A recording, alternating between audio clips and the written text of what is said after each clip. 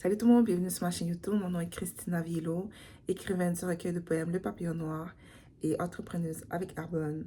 Donc, j'aide les gens dans leur self-care journey. Si vous voulez avoir des meilleures habitudes de vie, prendre soin de votre mental, prendre soin de votre physique, prendre soin de vos émotions, juste en prenant soin de vous, juste en faisant attention à vous, je vous accompagne là-dedans. Donc, vous pouvez trouver dans la description le lien de ma boutique et le lien de mon livre. Et aujourd'hui, guys, on est là ensemble, on s'assoit ensemble, on partage ce moment-là de vulnérabilité parce que je veux vous parler du shadow self. On a tous une part de lumière et de noirceur en nous. C'est ce qui fait ce tout que nous sommes.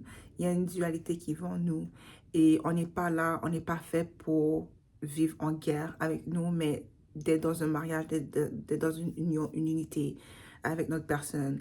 Comprendre une bonne fois pour toutes que nous sommes la source euh, qui donne énergie aux choses, qui donne la vie aux choses, qui donne un sens à la vie. Euh, et on est des co-créateurs comme à la fois des créateurs. On fait partie d'un écosystème. On est vraiment une manifestation de la source. Dieu vit en nous et donc on est divin. Donc en effet, on vit, on expérimente la vie humaine parce que nous sommes là pour exprimer notre divinité à travers notre humanité et connaître notre humanité, honorer cette humanité, aimer cette humanité-là. Et pour aimer cette humanité, il faut reconnaître certaines choses, certaines blessures. C'est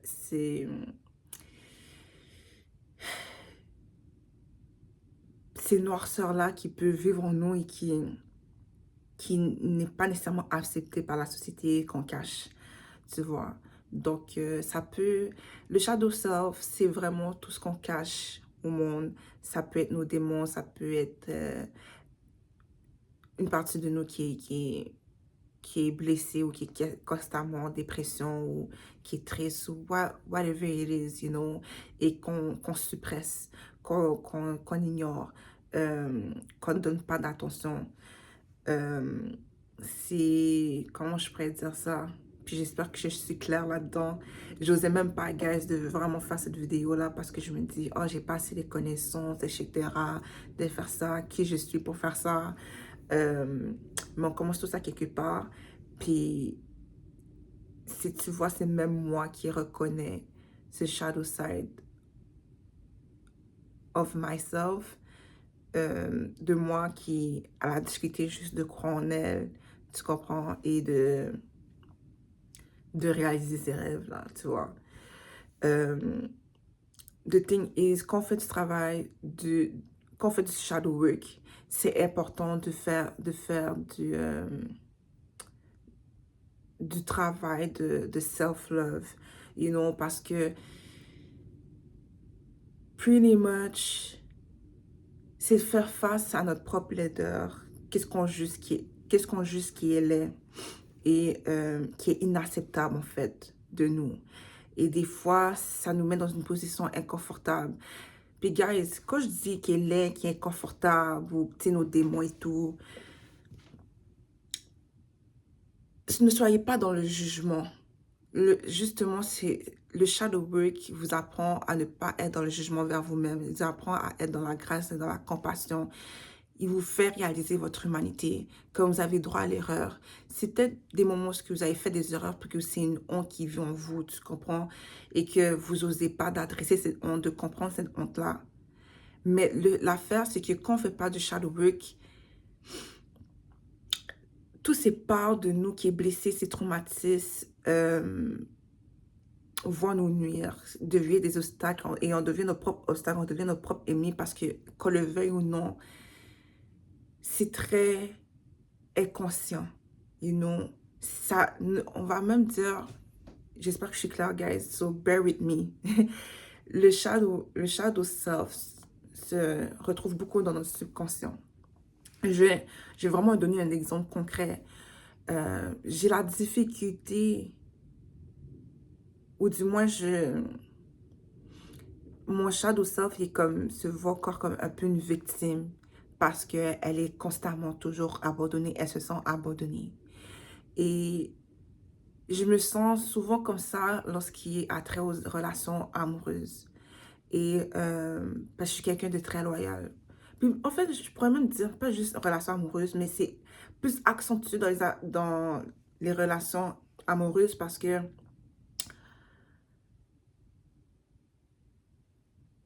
tu es dans une vulnérabilité où ce que tu te donnes tellement que quand une personne te tourne le dos, ça vient t'ébranler tellement fort.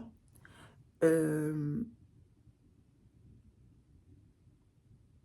que même, genre, tu peux perdre tes repères lorsque cette personne-là te quitte, là. Mais, bref, pour revenir à ce que j'essaie de partager avec vous, guys, c'est que ce shadow self-là de moi, en fait, elle est blessée parce qu'elle se sent abandonnée. Elle ne se sent pas valorisée. Elle ne se sent pas vue à sa juste valeur. Elle se sent constamment ignorée. Et parce qu'elle a expérimenté, parce que j'ai expérimenté, en fait, la négligence émotionnelle, de l'injustice, qui m'ont fait sentir comme si, du rejet, qui m'ont fait sentir comme si ma vie n'avait pas d'importance, ma personne n'a pas d'importance. Euh, Même si je me disais que non, comme si je m'aime, etc., ça reste que ça laisse une marque. Et à la place nécessairement de comme d'adresser ça et prendre le temps de comme reconnaître que j'ai été blessée. Je me suis levée puis j'ai continué à faire et tout. Tu sais, comme si on n'a pas toutes les réponses, on n'a pas tous les outils qu'on a, mais avec ce que j'avais, j'ai passé à travers ce que je devais passer à travers, sauf que ça reste que il y a des peurs qui sont développées, il y a des blessures qui sont développées, il y a des sentiments qui sont restés parce que je ne savais pas comment nécessairement les saisir. Dans le monde dans lequel on vit, on n'a pas nécessairement le temps prendre le temps de ressentir et prendre soin de nous, prendre soin de ces émotions-là. Qu'est-ce qu'elles veulent communiquer avec nous et ainsi grandir une meilleure compréhension de notre personne, de ce qu'on a vécu, tu comprends? Fait que souvent, on est poussé à passer à autre chose ou juste surmonter ça. Comme oui, tu guéris, mais est-ce que tu guéris complètement? Tu comprends? Parce que quand je dis guérir complètement, est-ce que c'est... euh, ignores-tu ta douleur? Tu sais, souvent, par exemple, dans un break-up, on dit genre, OK, on va aller fêter, il faut que tu oublies ça, tu comprends? Mais est-ce que ça enlève vraiment la blessure? Est-ce que c'est comme si, genre, tu mets juste un pansement sur ta blessure, mais tu n'as pas désinfecté la blessure, etc. Des fois, si tu as besoin de plus que de pansements, des fois, que tu dois juste, yo, tu dois vérifier ta blessure pour voir s'il n'y a pas quoi que ce soit. Tu dois peut-être la coudre, you know, tu as besoin de points de suture. Puis tu sais, sinon, tu vas toujours continuer à saigner, puis tu vas toujours être obligé de changer ton pansement et tout, mais finalement, tu n'as pas complètement guéri. Même si tu ne sens plus la douleur, tu continues à saigner. And that's your shadow self, you know. Et quand tu ne fais pas face à ton shadow self, ce qui peut arriver, c'est que tu n'es pas complètement dans l'authenticité de ta personne. Et tu ne connais pas la profondeur de ta personne parce que tu ignores une partie de toi qui est valide et qui est légitime. Tu comprends? Et justement, ton shadow self est là pour te montrer que, genre, tu es important, tu as de la valeur, mais j'ai besoin que tu m'acceptes, même lorsque je suis considérée inacceptable. J'ai besoin de toi. C'est comme si on a ces capacités-là. On va prendre l'exemple, une personne de notre famille ou un ami tout qui fait une erreur. Il faut être capable de les pardonner. On les pardonne. On accepte que, bon, ils ont fait certaines choses parce qu'on les aime. Puis, écoute, ils disent, ils ne vont plus refaire. OK, on va les accepter dans quelque chose qu'on a considéré inacceptable. Alors, pourquoi on ne peut pas le faire pour nous? That's the shadow work I'm trying to talk about with you guys. You know? Et je suis vraiment nerveuse de vraiment faire cette vidéo-là avec vous. Mais j'espère que jusqu'à maintenant, c'est clair. Puis que ça fait du sens. Euh, et justement, même aujourd'hui, j'analyse encore beaucoup de choses par rapport à moi-même. Euh, Ton shadow self te montre tes triggers. Et ça fait déjà comme quelque temps que je suis dans une période de transition, puis les périodes de transition, c'est pas facile. C'est pas toujours facile, ça se fait pas toujours de manière smooth, de douceur, comme avec flexibilité, comme it's rough, it's rough. Puis si vous suivez bien sur ma chaîne, j'ai vécu vraiment des affaires assez fucked up. Euh, et ça n'arrête pas, j'ai comme pas de pause et tout. Puis maintenant, je suis rendue à un point dans cette transition-là où ce que genre, non seulement je comprends mieux ma valeur, je comprends mieux ma puissance. Je me choisis, j'ai appris à me choisir, puis à me prioriser, puis à être ma plus grande alliée, tu vois, c'est pas juste des mots, mais comme je me mets en action, puis ça demande de se faire face. Et je sais pas si j'allais continuer cette phrase-là, mais quand on fait du shadow work, quand on fait face à ce shadow self-là, à cette part d'ombre de nous, comme on peut dire en bon français, c'est important d'avoir un bon estime de nous-mêmes parce que je peux vous dire que quand on fait face à cette part d'ombre-là, des fois notre mental, notre cerveau va vouloir penser que, ok, on est un problème, nous sommes le problème. Puis pourquoi nos cerveaux pensent comme ça? Mais parce qu'on est programmé à penser qu'on est toujours un problème. Puis que pour se prouver au monde, pour prouver notre valeur, pour montrer en fait, pour montrer qu'on a la valeur plutôt, c'est qu'on doit se prouver, on doit prouver la valeur de notre personne, mais c'est tellement, ça nous enlève tellement de notre pouvoir, tu comprends? Parce que ça ne nous pousse pas à agir à travers l'authenticité, ça nous pousse à agir à travers le regard d'autrui, à vivre à travers le regard d'autrui plutôt que de notre propre regard. Ça nous pousse justement à choisir les mauvaises personnes pour nous, à s'engager dans les mauvaises relations. Ça nourrit la toxicité, puis ça crée ces cycles toxiques et ça nous fait, ça crée une vision floue, une perception floue de notre personne, donc une perception qui peut être négative et même dévastatrice. Ça peut nous pousser à l'autodestruction. Fait qu'on a souvent des comportements autodestructrices, des comportements toxiques, des parts toxiques en nous parce que on est poussé à vivre de manière déconnectée de notre personne, à être à distance de notre personne juste pour se vendre aux autres, se vendre à des gens qui nous valorisent pas en fait, se vendre à des gens qui n'arrivent même pas à se connaître eux-mêmes, à se voir à leur propre valeur. Donc c'est comme si on vit à travers des projections plutôt que la réalité, plutôt que la vérité. On vit à travers les illusions plutôt que ce que les choses devraient être en réalité. Je sais pas si c'est clair, but it is, it is. Et de toute manière, si ça vous parle, vous allez sentir dans votre cœur, dans votre mental, une lourdeur va s'enlever sur vous, puis vous allez juste vous sentir être vu. Fait que c'est ça aussi le but de mes vidéos, en fait, que faire en sorte que vous soyez vu et vous apporter la guérison de l'amour et cette dignité-là que vous avez perdue, tu vois. Puis, le shadow self, c'est tellement beau. Ça montre tellement votre puissance parce que c'est vous qui décidez à vous accepter dans vos imperfections, dans votre humanité et à comprendre cette force-là. Parce que si vous êtes capable de création, vous êtes capable de destruction et ce pouvoir de destruction, vous pouvez décider de détruire les choses qui ne vous servent plus. Vous pouvez utiliser votre pouvoir de destruction pour la transformation, pour renaître, pour vous donner naissance, pour donner naissance à quelque chose de nouveau par rapport à vous, pour vous réinventer en fait, tu vois, ou bien pour recycler des affaires, puis à partir de rien, à partir des briques qu'on vous jette, vous créez votre propre fondation, vous créez votre bouclier, contre ces mêmes personnages qui ont tenté de vous détruire ou pour ces comportements autodestructeurs que vous aviez. Le Shadow Self est là aussi pour vous montrer justement où sont vos comportements destructeurs et comment, je pourrais dire, les guérir pour que ça cesse de vous nuire. You know? C'est faire la paix avec vous-même, c'est faire un traité de paix, quoi. Parce que, genre, c'est comme un acte d'amour. je pourrais dire. C'est un acte d'amour de faire face à son shadow self. Puis quand je dis faire face à son shadow self, c'est pas se montrer avec l'épée, you know. C'est comme ouvrir ses bras et l'accepter. Je sais pas si vous avez déjà regardé Naruto, guys.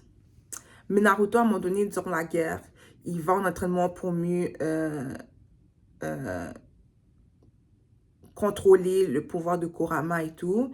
Et puis, dans ce processus-là, il devait faire face à cette partie de lui qui était encore blessée par le fait que son village l'avait rejeté pendant tellement longtemps. Puis même si que la réalité est différente et tout, puis qu'il est fier, puis qu'il aime, qu'il a jamais cessé d'aimer le monde malgré tout, puis qu'il a poursuivi ses rêves, il y a une partie de lui qui avait de la colère, de la haine, et qui se sentait comme moins que rien, pas important, rejeté encore, qui était là, tu vois. Même si malgré lui, he felt good because he has friends, he has a family, tu comprends? But still, il y avait cette partie de lui qui s'était créé avec tout ce traumatisme, ce mal-là qui a vécu tellement longtemps, tu comprends? Puis son seul moyen de rester dans la conscience et pas de laisser sa conscience basculer dans la noirceur, c'était de s'accrocher à l'espoir qu'un jour il deviendrait Hokage. Tu comprends? Parce que quand on est enfant, ou des fois quand on vit dans une situation qui est tellement blessante, tellement choquant émotionnellement, on se dissocie de manière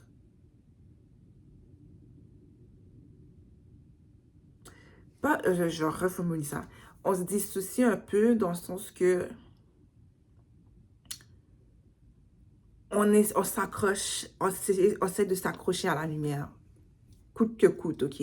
Because we don't have time to think, genre, ok, comment je peux... Dans le vif du moment, on n'a pas le choix de fight back, de donner un coup en retour, pas nécessairement genre, littéralement ou genre de matcher la même énergie, mais quand je dis donner un coup, c'est comme, ok, like, non, je peux pas croire ce qu'ils disent de moi parce que si je crois ça, à un moment donné, je vais devenir comme eux, puis c'est pas ça mon but. Tu t'accroches à la seule force qui te reste, tu comprends? Puis le shadow work, se passe lorsqu'on prend du recul, se passe lorsqu'on est dans le terrain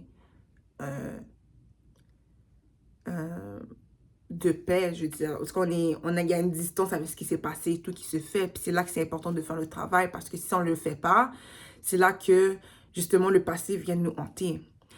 Vous voyez, mais c'est là que le shadow self a été créé dans le moment présent, dans le moment où on a vécu ce qu'on a vécu.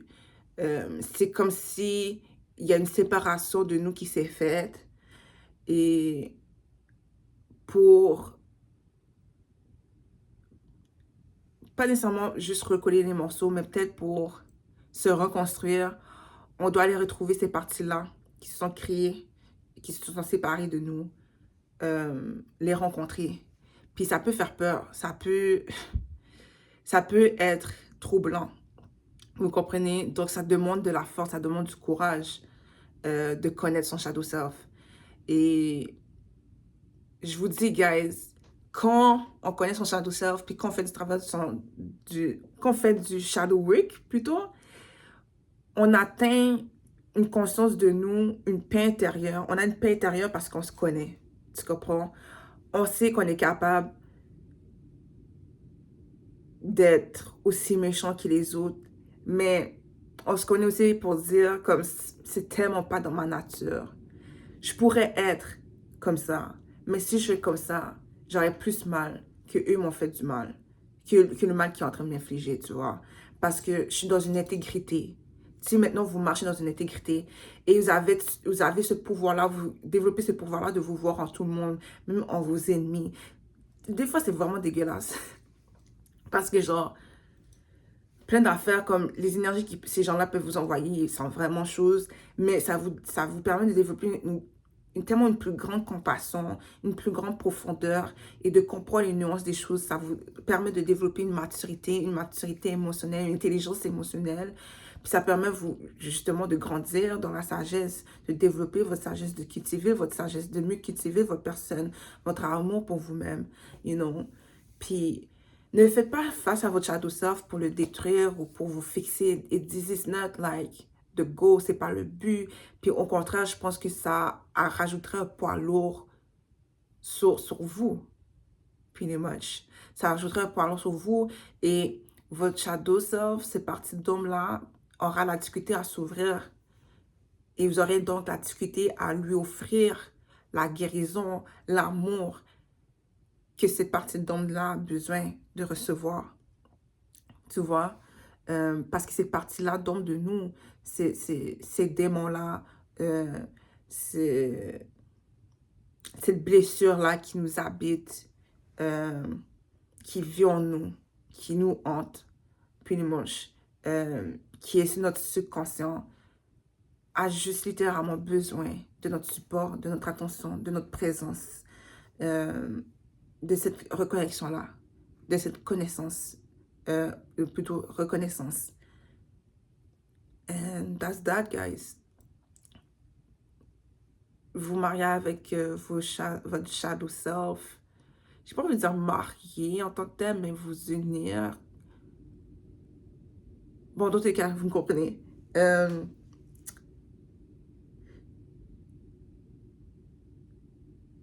Vous fait comme...